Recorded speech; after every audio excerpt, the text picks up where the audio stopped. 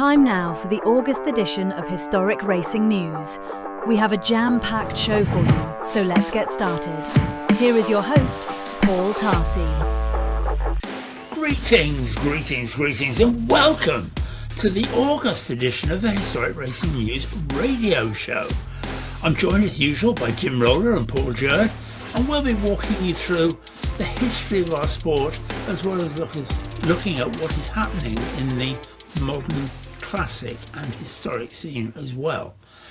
I'll be talking to Alan Brewer from Goodwood about the really exciting news that the Goodwood Road Racing Club is crossing the pond and that GRRC America will launch in 2027. We'll also hear from John Fitzpatrick about his amazing career. More news from the USA is about Monterey Car Week, and Jim's going to take his customary look at the worldwide auction scene as well as dip into some of the other things that are happening in California during August. But talking of Goodwood, Paul Jurd, you and I had a great time. Pigs in Poo comes to mind when we were at the Festival of Speed last month. Jealousy comes to my mind, but that's a whole different... Or envy, if you want to be pedantic. It was fun, wasn't it, Paul?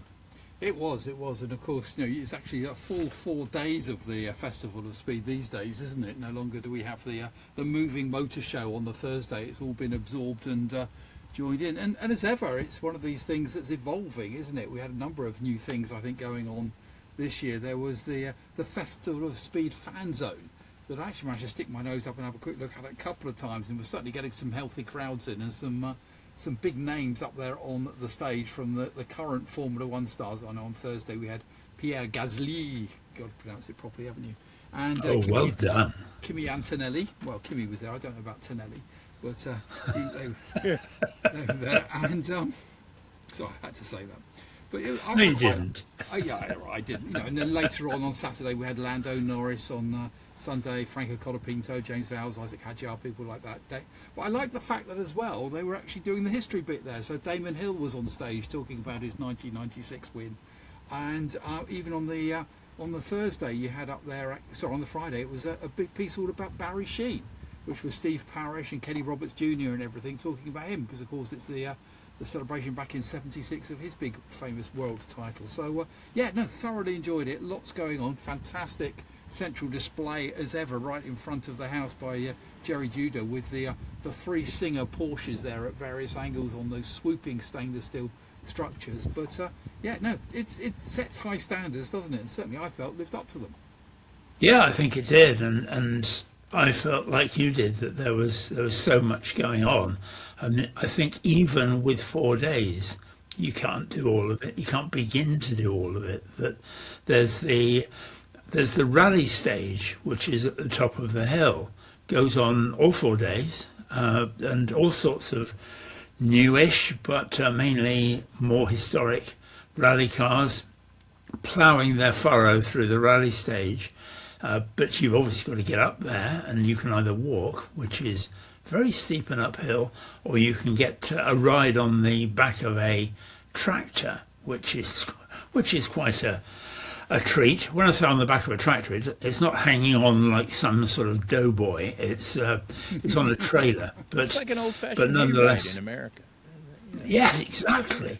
And then halfway down the hill, they do a thing called the off-road arena, which is different from the rally stage because it's huge, great chunky things, which perhaps closest that I would know would be some Dakar style cars, but I know they're not Dakar style cars, but they're very much off-road cars, mainly with huge V8 engines and even huger tyres. But then you come down and it's taken over from the motor shows of old, and you've got everybody there, and then acres and acres of shell scheme stands, you know, the little sort of 3 by 3, 3 meters by 3 meters stands selling books and jewellery and handbags and you name it, they're going to sell it. So I don't think you can do all of it, although having just said that it's books and jewellery and handbags, maybe not all of it appeals to all the people all the time. But that's... Does anything ever? Well, that's true.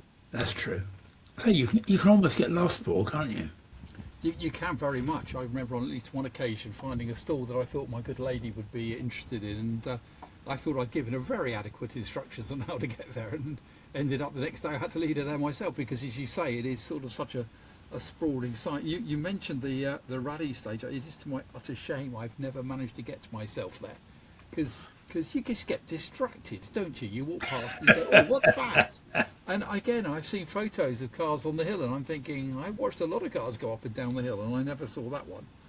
So it's absolutely spectacular, and it's just the sheer range of cars, isn't it? You know, one minute you're watching something pre-war go up the hill, the next minute it's that force of nature that is Romain Dumas in the Ford Super Mustang, and not even going to discuss why that name is on that car because it's so wrong. Practicing the hill ready for the shootout on the Sunday afternoon. Well, I have been been American. I have been to the rally stage because I got dragged there by one Mr. Roller when he was over a few years ago, and Of course you did, and you liked it. Admit it. I did. It's not that any of it is something I don't like. It is purely and simply I haven't got time or energy. Let's be honest, time Well, or that's energy. why we had that wonderful wagon ride. Yes. Because if we both, for either of us, if we had to hoof it all the way up there, we would have expired at some point. Yes. Yeah. It's a tough call, and certainly the step count goes up very, very considerably. But I think it was a great event, which was very, very enjoyable. And the other thing was driving in, because I had a meeting booked at Goodwood House, more of which later. But the car park is sort of the uphill side of Goodwood House normally. So I went up there, but you drive up in front of the house and there are all these huge black marks, and you think somebody was doing donuts in a Formula One car here not many hours ago. You know, and besides anything else, it's one of those things where you look at it and you think, how did they do that? You know, that with a Formula One car that has the footprint of a long wheelbase Transit, and they're doing the full bit. It's amazing. It was amazing. I think it would be remiss of us as well just not to mention, if we're going to talk amazing, they had the top 3 Ford GT Mark IIs from Le Mans 24 Hours of 1966 going up the hill in formation in the order that they finished. Not something I ever thought I would get to see, and that was absolutely amazing. I thought, just to have those 3 cars back together. Unashamed plug, you can see that photograph on our Facebook page. That it is a photograph not only of those cars on the hill in 2026, but also the same photograph with exactly the same cars in 1966, and they are pretty much inch perfect as to how they cross the line. So, isn't it? And I think also there's just the profile that was given to them by the film from just a few years ago. You know, and it does always amuse me actually that everyone, Ken Miles and Denny Holm, did briefly get a mention. I think obviously came second, and like all team orders or whatever. Chris Amon and Bruce McLaren won, etc. Nobody ever remembers poor old Ronnie Bucknam and Dick Hutchison, who came third. True. That's a good point. Good. Yeah, that's a very good point. And yes, the whole thing of those times makes you stop and think back to that. Also interesting, Paul, that you talk about the film, which went under 2 different names depending on which side of the Atlantic you were, Ford versus Ferrari or Le Mans 66. And I've never worked out why that was different. But suddenly when you get a film come out, it changes almost everything. And there have been countless books and and videos and all sorts of stuff written about Steve McQueen making a film about Le Mans in 1970. Here we are all those years on, and nobody thinks about the film star Paul Newman, who finished second in 1979 in the real race.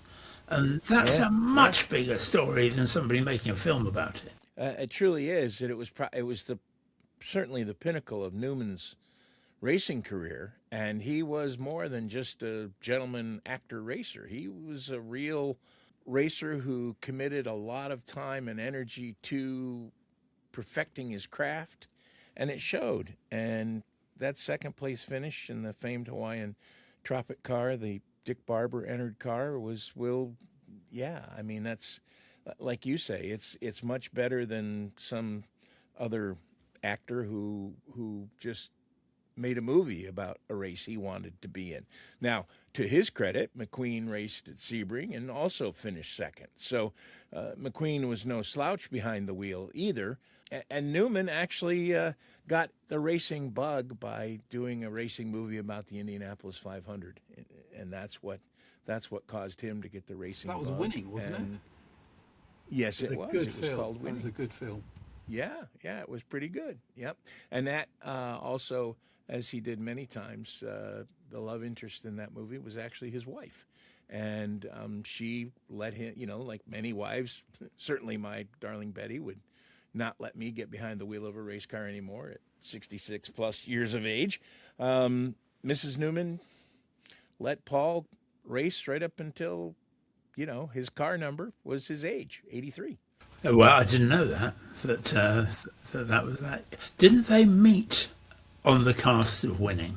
They may have. I think so. They may have, because that was in the 60s, so they may indeed have. Yeah, I think it's that. And Paul, you and I have both been busy talking to various people on live stages over the course of July, which was great, and met and re-met some great people over the time. And Jim, you've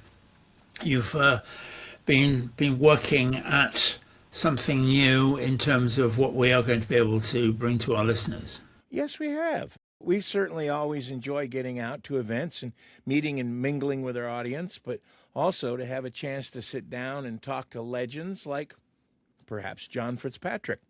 One of our two Pauls has been very busy at the Shelsley Walsh Hill Climb. And because we have got so many of these interviews and so much good feedback from you folks, we have decided to launch a new podcast, and that's going to be called Historic Racing News on Stage. And it will feature our interviews that we do when we're out and about. They will be airing in their entirety, no editing for time, totally uncut and uncensored chats. And you don't want to miss a minute of Historic Racing News on Stage, which will debut wherever you get your podcasts the last week in August. Wednesday, August 26th, to be exact.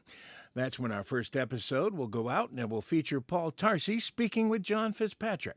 Here's a taste of what you might expect.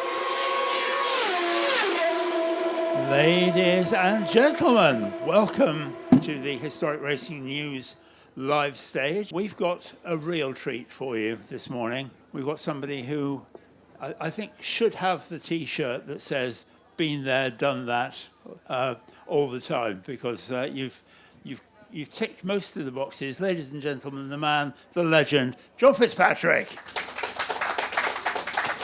Great to be here. Thank you. John, thank you for coming, and I hope you've had a chance to have a wander around and look at some of these lovely cars. We have indeed. We've been here all day. Yes. Yeah, and I want to go through your racing life, but where we start, We could be here all day. Doing the research, I think we can probably look at your racing life in three geographical tranches, which is looking at the UK and Europe and then the United States. And okay. They blur a bit in the middle. But, yeah, sure. You started racing a Mini, didn't you? I started racing an 850 Mini. Did a couple of sprints and hill climbs, and then ventured down to Brands Hatch for a race. I think the second or third race, it finished up on its roof, which my father wasn't very happy about. But I started in the Mini and then went to Anglias, and I never drove single seaters. No. Well, I drove them. I never raced single seaters. No, but you drove the Mini, your own Mini to Yep. start with, and your development as a driver was very much in parallel with Ralph Broad. Yes, indeed. Who, how did you meet Ralph Broad? I live in Birmingham, or just outside, and Ralph Broad's was on the Stratford Road, his showroom, and he had a couple of petrol pumps outside. And one day I was driving into town in my Mini, which I'd had modified a little bit by Keith. Do you remember Keith sports cars? The Formula 3 people? Yes, Yeah. and they'd modified the Mini a bit for me. And I saw these petrol pumps, so I pulled in and filling up with petrol, and I thought I'd better check the oil. So I opened the bonnet, and the guy who was putting the petrol in, he finished putting the petrol in, he came round and he said, "You checking the oil?" I said, "Yeah." He said, and he had a good look, and he said, "Who did all this crap?"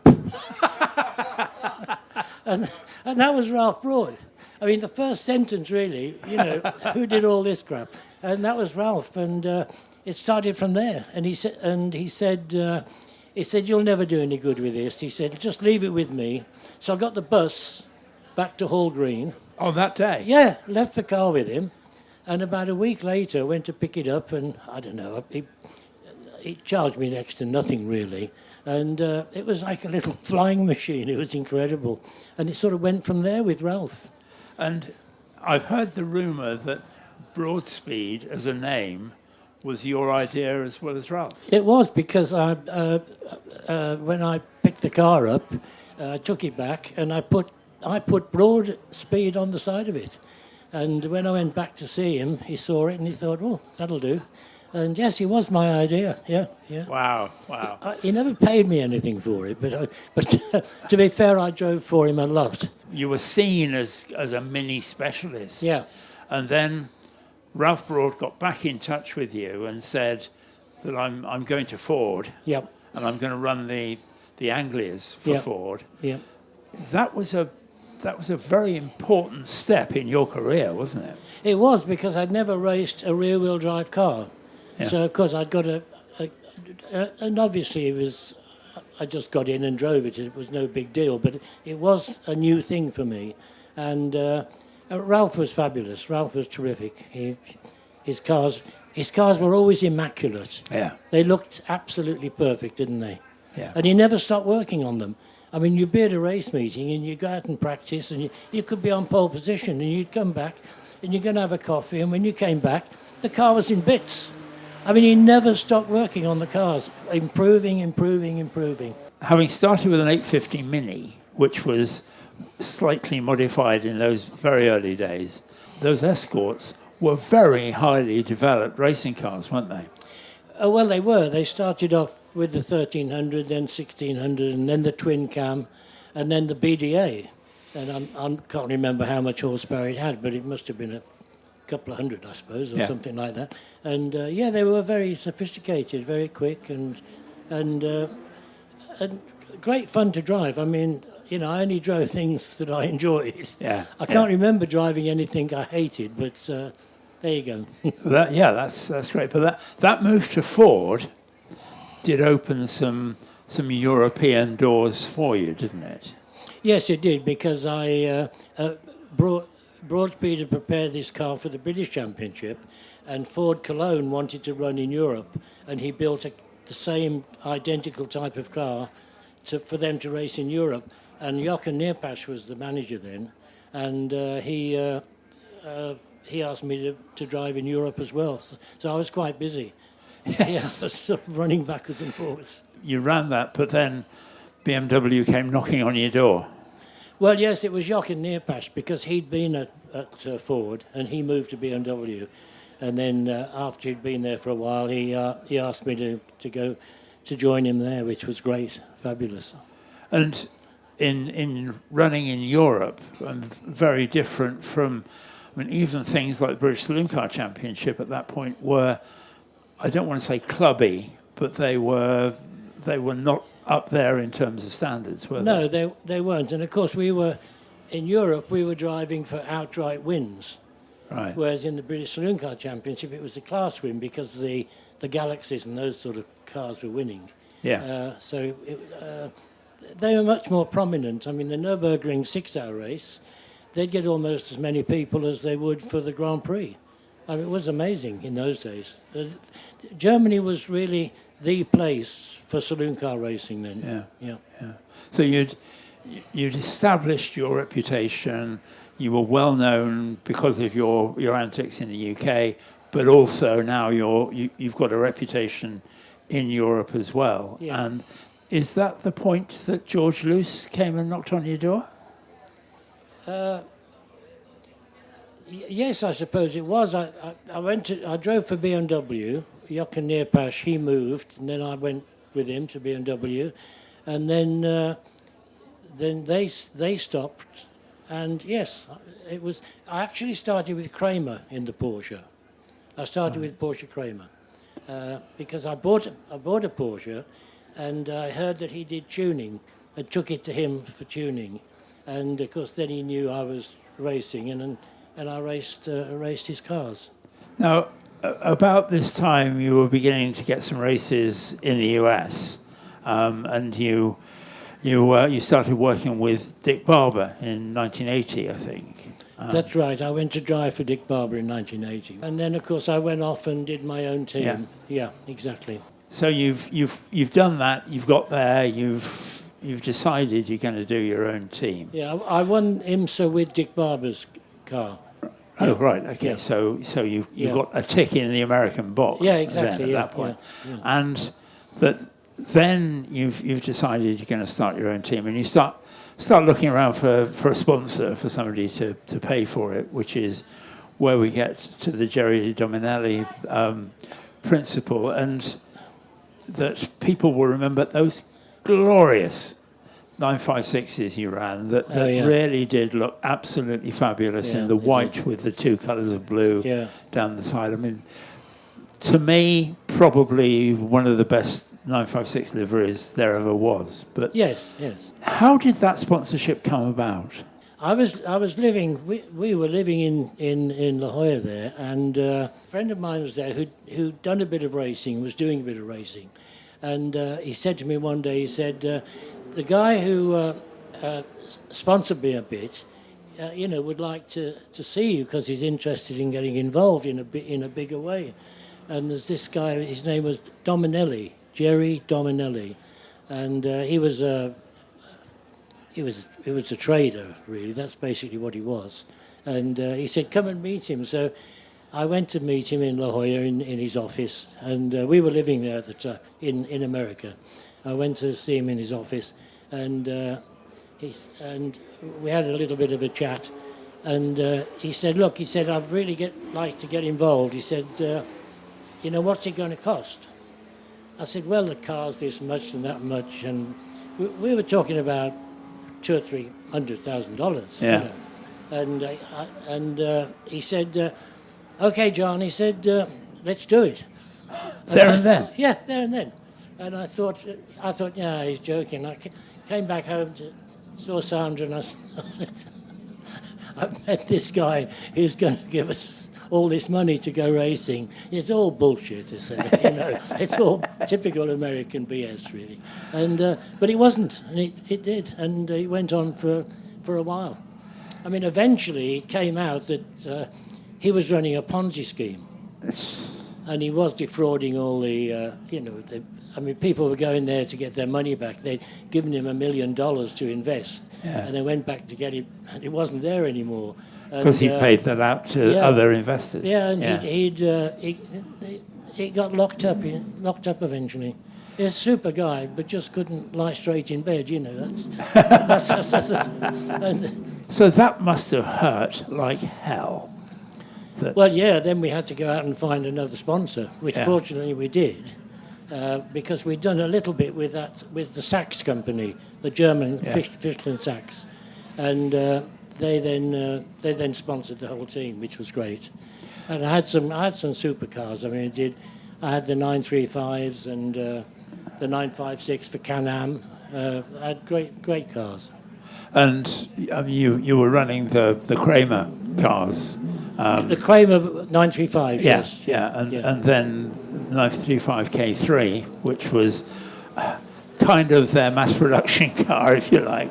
Yeah. But the K4 as well, which was a really precise piece of kit, wasn't it? Yeah, well, the K3s were modified Porsche 911 shells, whereas the K4 was a complete tube frame car, made to look like a Porsche, you know. But so it owed nothing to a 911 at all? Well, no, just mechanically it did, obviously, but the bodywork, no.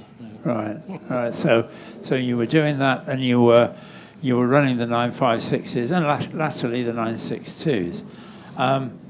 Yeah, well, then of course I left that and was running my own team, and was fortunate or unfortunate, but it was fortunate for a while that I met up with this guy Dominelli, who was a trader, and he sponsored us for 2 or 3 years. We had some fabulous cars. Yeah, and everything looked good up until that dreadful day. But then you got a new sponsor in Skull Bandit, didn't you? Which we all thought was mega cool at the time. Yeah, well, it was. It was. We ran. In fact, we'd already run Skull Bandit alongside the main car, which was the J. David car, and the Skull Bandit. We did. We were lucky. We picked up on that straight away. Yeah, but unfortunately, that fell foul of tobacco laws. That's right. They decided it was they couldn't sell it anymore, didn't they? You ran all those cars. You had some of the very best sports car drivers ever. Yeah. Who drove for you and with you. Yeah. You had to make a decision that you were going to be a team manager rather than a team driver. Was that difficult? It was difficult to start with, yeah. It didn't seem difficult when I made the decision, but once you're at a race and you're not in the car anymore, then it is a bit different. Yeah. I'd got other commitments. We got young children, and I just decided it was time to stop. I'd been lucky. I'd had quite a few fairly big shunts, and I'd never really hurt myself. No. And I thought, well, get out while the going's good, but still stayed in the business with the team. Yeah, which is possibly the best of all worlds. Well, yeah, because you've got some experience, so you know what the drivers are feeling like, and you've got a sort of affinity with the drivers. Yeah. Whereas a lot of these team owners who've never driven a car, they don't. No, and I'm sure that there are people in that circumstance, drivers in that circumstance, who turn around and say, "You've never done it, so shut up." Yes, whereas exactly. they couldn't say that to you. No, they couldn't. No. And you did that. You managed the team very effectively. Looking back on the drivers that you worked with, both in the team and prior to that, who are the people that stick in your memory more than anybody else? Well, David Hobbs was a great co-driver. I mean, he never made any mistakes, looked after the car, super guy, always good, had a lot of fun with him. Yeah. I suppose and we did the same sort of lap times, and we weren't fighting against each other, but we just happened to be quite evenly matched. And I suppose the fastest drivers must have been Derek Warwick, who drove with me in the 956 at Brands Hatch. He was quick, but he was doing Formula One already. Yeah. And Rolf Stommerlin, the German. Obviously, you did Le Mans a lot. And we'll all look back or look forward now to what Le Mans is like. The balance of power, where cars are limited to their lap times effectively. But we end up with cars crossing the line first to second of a couple of minutes or whatever, which we didn't get very often back in the 70s and 80s. Do you follow Le Mans? Do you follow any of that now? Oh, yeah, I still follow it. Yeah, sure. Yeah. Enjoy it? Sorry? Enjoy it? Yeah, I do, because I have an insight into it, so it's more interesting for me than perhaps someone else. But, I do enjoy it, yeah. It's interesting you should say that you have an interest and you have a huge pool of knowledge as well. Yeah. Do you find yourself shouting at the television? No, I haven't done that, but... but you might. I might, yeah. No, I'm really lucky because I've had, I say it myself, I had a lot of success thanks to other people, and I never hurt myself. And that's a big thing, really. Yeah. I've lost one or two friends along the line, so I'm very, very lucky. And we have been incredibly lucky to be part of that success just by watching you out there and watching John Fitzpatrick racing, and to have some great times with that. I said, he is the legend that is John Fitzpatrick. That was Paul Tarsey talking to the great John Fitzpatrick. That's just a taste of what you'll hear when you tune in to our newest podcast, Historic Racing News on Stage. Ladies and gentlemen, it is my honour and privilege to introduce to you Sir Jackie Stewart. I thought long and hard about how we introduce our guest this afternoon. Is he a designer, aerodynamicist, technical director, team principal, deal maker, businessman, sporting administrator? I don't think probably any of those do him justice. So, ladies and gentlemen, please welcome Ross Broad. You'll hear a panoply of motorsports legends. Look for Historic Racing News on Stage wherever you get your podcasts, starting August 26th. Talking of the American scene, which we seem to be doing quite a lot this time, it's Monterey Car Week very soon, and that we're going to be looking at all of that. Now, Jim's going to talk about some of the particulars within Monterey Car Week, but Paul, you and I were having a conversation just a few days ago, and I was trying to explain to you what it was about, or what it was like. And I said it's like being at Goodwood and having a version of the Goodwood revival, which equates to the reunion at Laguna Seca, and then having the world's biggest concours d'elegance 20 miles up the road, and the gap between the two is full of events all the rest of the time. And it's just like that, isn't it, Jim? It is. It's a car orgy. And certainly Monterey, it's called the Rolex Monterey Reunion, and it now bookends. There's the part one is the first weekend. The first weekend in August will be coming up this weekend. Then there's all the Car Week festivities, and then Friday and Saturday they have the meat of the Rolex Monterey Reunion. And then on Sunday, of course, is the famed Pebble Beach Concours d'Elegance. And that is going to be something else. And I think you were exactly accurate, Paul, because the Rolex Monterey Reunion is America's answer to Goodwood without the dress-up. It really covers all of the history of American road racing. You've got, I think there's a 12 category. No, there's actually more than that. You've got the Ken Miles Trophy, which is the early 55 to 67 large displacement production cars. You've got a John Morton Trophy for small displacement production cars. You've got an annual gathering of the historic Trans Am from 66 to 72, nice, honoring Parnelli Jones. Then you've got the Peter Gregg Trophy, which is IMSA cars, the GT cars and whatnot from 73 to 81 up through the GTP cars. Hurley, then that's the Hurley Haywood Trophy, 81 to 91, which is all of the IMSA, GTP, and FIA Group C cars. Tommy Kendall is honored with the GTU and SCCA Small Bore Championship, 81 to 91. Scott Pruitt is of the most modern era, 1991 to 2011, which kicks in IMSA, the American Le Mans Series, and Grand Am. The old Can-Am is memorialized with Bruce McLaren. Tissues. I had a quiver. The cars from 63 to 74. They, for the first time last year, they debuted, and they will be back in full strength, the Unser Family Cup.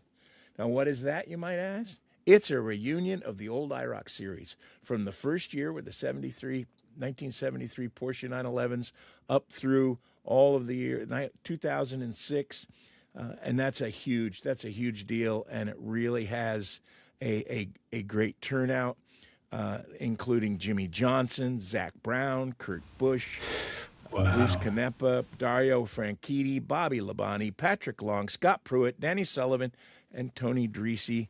Alan Jr. will also return to represent the family. So that's going to be something you don't want to miss. There's a Peter Revson Trophy for Formula Junior cars.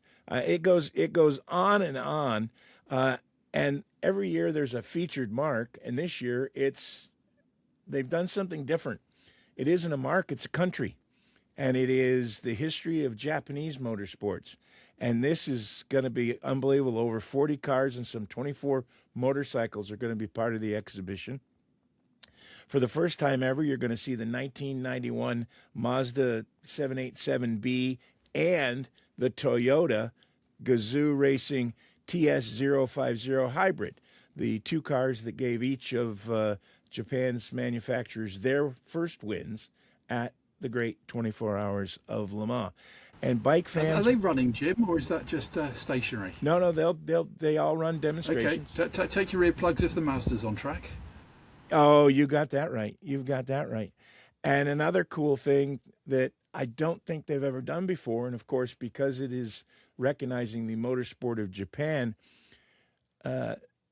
two-wheel world champions will also be represented to celebrate their wins. And this is a big deal for American motorcycle racing fans, because between 1978 and 2000, 7 American riders, Kenny Roberts, Freddie Spencer, Eddie Lawson, Wayne Rainey, Kevin Schwantz, Kenny Roberts Jr., and Doug Chandler all captured the 14 of the 23 FIM 500cc World Championships. It was an era of total domination, and that Marc Marquez could only dream of. It's interesting, isn't it, Jim, that with you running down that list, that's mind blowing. I mean, it's incredible, and yet it's not a huge spectator event, is it? It's growing. It is growing, but you're right. It has in the past not been that big of a spectator event. It's been more kind of a enthusiast constituent event, but it is growing because the whole Monterey Car Week. Remember, like you said, this is a 10-day festival. There's car every day. There's a different car show someplace or something you can go see. The memorabilia show is. It feels part of a convention center. It's everything you could ever want as a race fan to go see. So it really is. If you've never been, you really should go. And then on top of that, starting the 13th, 12th or 13th, is when all the auctions happen.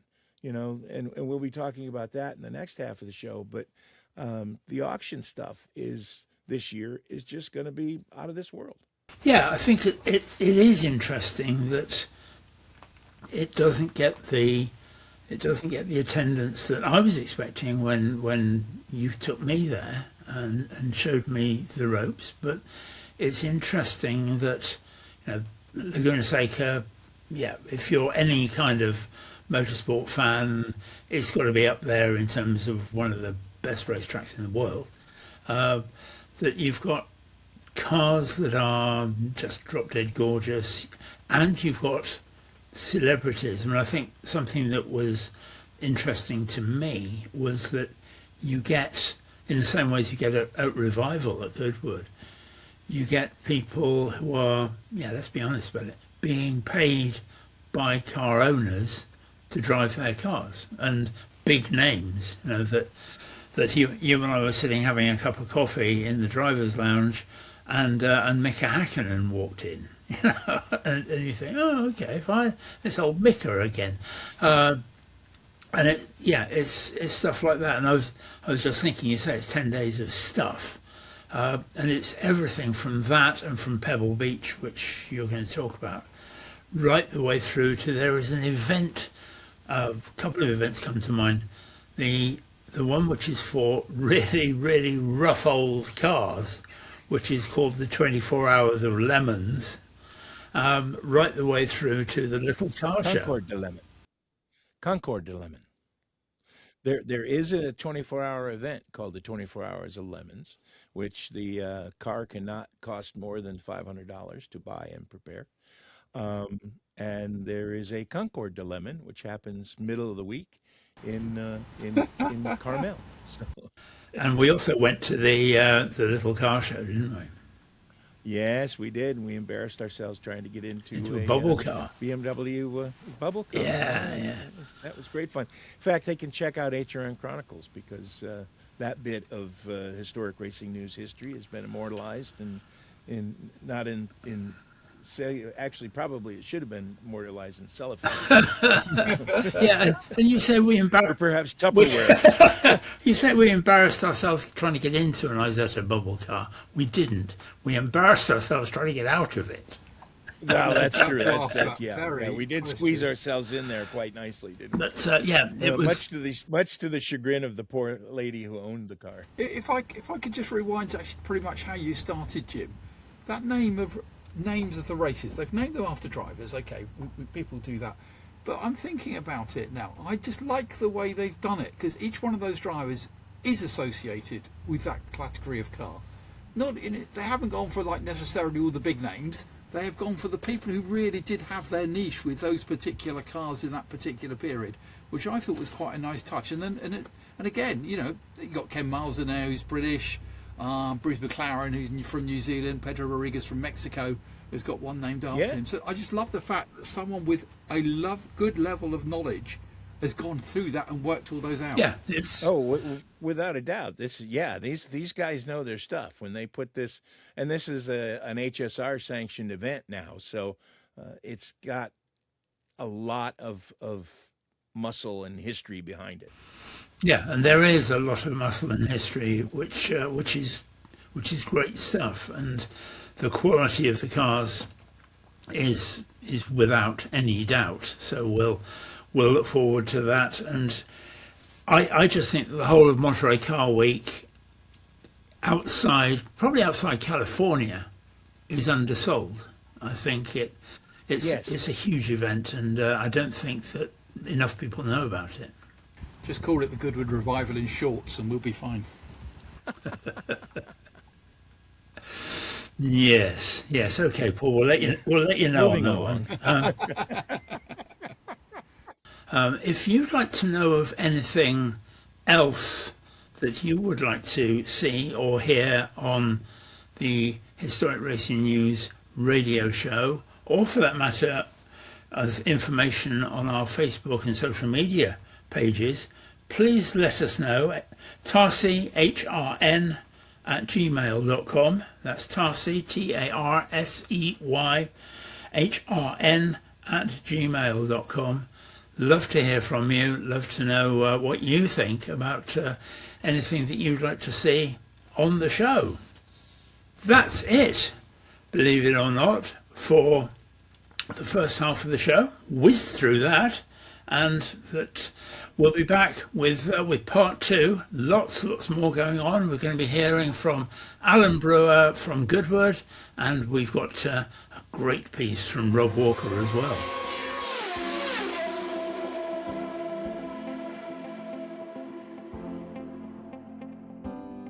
You're listening to Historic Racing News, a copyrighted presentation of Historic Racing News in association with White Squirrel Studios. Any rebroadcast, reproduction, or usage without the expressed written permission of Historic Racing News is strictly prohibited. If the Historic Racing News podcast, HRN Chronicles, and our Facebook page are not enough, you can now get more of PJ, Paul and Jim with Historic Racing News on Stage. That is our new podcast starting August 26th, featuring uncut and uncensored interviews with racing legends that the team has gathered at many different motoring events. Historic Racing News on Stage, available wherever you get your podcasts. We hope you have enjoyed part 1 of the August episode of Historic Racing News. Don't miss part 2 when we preview Monterey Car Week and Paul Tarsey talks to Alan Brewer about the Goodwood Road Racing Club's international expansion.